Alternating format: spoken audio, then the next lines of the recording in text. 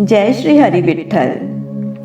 आज हम भगवान विठ्ठल के एक अन्य भक्त चोखामल की कहानी सुनाते हैं। महाराष्ट्र में चोखामल नामक एक और विठ्ठल भगवान के भक्त हुए।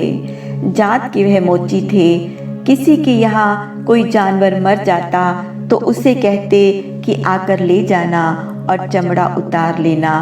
भगवान से प्रेम इतना था कि पूरा दिन हर वक्त बस विठ्ठल विठ्ठल ही जपते रहते।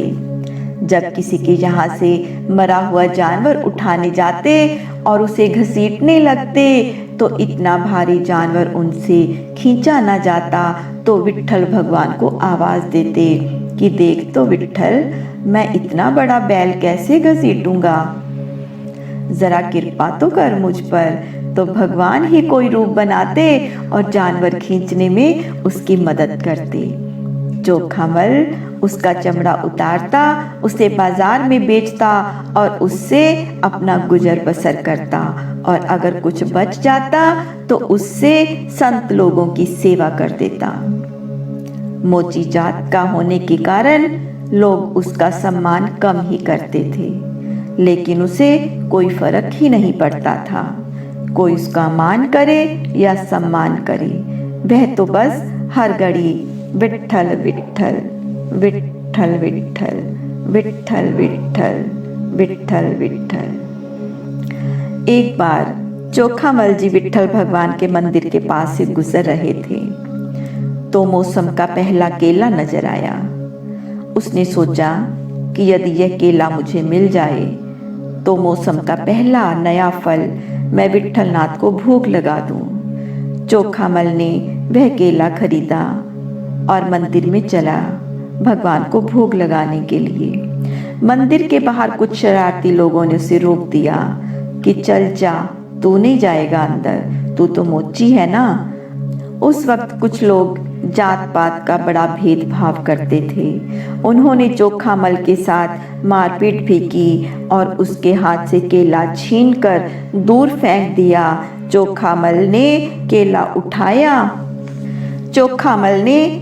उठाया और घर वापिस आकर भगवान के आगे खूब रोने लगा कि हे प्रभु, क्या अपराध हो गया मुझसे जो आपने मेरे हाथ से केला नहीं खाया। पूरा दिन चोखामल रोता रहा कि मुझसे तो अपराध हो गया, भगवान विठ्ठल ने केला नहीं खाया। जब तक वो पहला फल नहीं खा लेंगे तो मैं कैसे खा सकता हूँ। ऐसे ही रोते रोते रात हो गई। उधर मंदिर में पुजारियों ने रात की आरती करके मंदिर के किवाड़ बंद कर दिए और अपने घर चले गए। और इधर विठ्ठल विठ्ठल विठ्ठल विठ्ठल का जप कर रहा था, रो रहा था चोखामल, आओ विठ्ठल भोग लगाओ। तब भगवान निकल पड़े मंदिर से। चोखामल के पास आकर उसके आंसू पोंछे। चोखामल के आगे 2 केले पड़े थे। भगवान एक केला उठाकर खाने लगे तो चोखामल ने कहा कि नहीं प्रभु, इसे आप रुक्मिणी माता के लिए ले जाइए, वो तो मंदिर में ही बैठी हैं, वो भी तो भोग लगाएंगी ना, इसीलिए आप ये केला रुक्कू मैया को ही ले जाइए, दूसरा केला हम दोनों आधा आधा खाएंगे। भगवान ने भक्त का प्यार देखा और ऐसा ही किया। लेकर केला मंदिर में आ गए। रुक्मिणी और भगवान दोनों ने खाया केला, परंतु छिलका वहीं पास में गिरा दिया। सुबह पुजारियों ने छिलका देखा तो बोले कि कौन आया मंदिर में। तब उन्हें चोखामल का ध्यान आया। उन्हें लगा कि हमने भोग नहीं लगाने दिया, इसीलिए वो केला खाकर छिलका मंदिर में फेंक कर गया। सभी पुजारी इकट्ठा होकर गए चोखामल के घर और उसकी खूब पिटाई करके आए। इधर भगवान अपने भक्त की पिटाई से दुखी हुए और उठकर मंदिर के किवाड़ बंद कर लिए और अंदर बैठ गए। पुजारियों ने बहुत कोशिश की किवाड़ खोलने की, परंतु ना खुले किवाड़। तब पुजारियों ने हाथ जोड़कर कहा कि प्रभु, हमसे क्या गलती हो गई जो आप किवाड़ नहीं खोल रहे।